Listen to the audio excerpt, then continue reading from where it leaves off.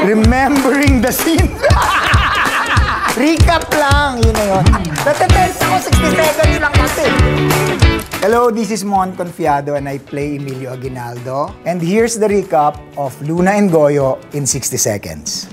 Meeting with Luna and Aguinaldo at sinabi ni Luna, para kayong mga anghel na naniniwala sa pag-ibig ng isang puta, dumating ang mga Amerikano, lumaban sila, nasulsulan si Aguinaldo na tatakbo ng presidente si Luna, kaya habang kumakanta si Luna, may iniisip si Aguinaldo. Sa Goyo naman, gumugulong si Aguinaldo yung kanyang pagbagsak mula sa bundok. Pinakita ang mga samahan nilang dalawa ni Goyo, ang kapatid niyang girlfriend ni Goyo. Tumakas sila papuntang bundok, mula Dagupan papuntang Tarlac. At nag-sacrifice si Goyo para makatakas si Aguinaldo sa mga Amerikano, pero nahuli pa rin siya. Sa Quezon naman, nangangampanya si Quezon, pero tinakpan yung poster ni Aguinaldo ng poster ni Quezon.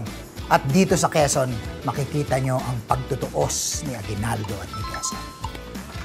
Kaya panoorin nyo ang Quezon, October 15 na yan in cinemas nationwide.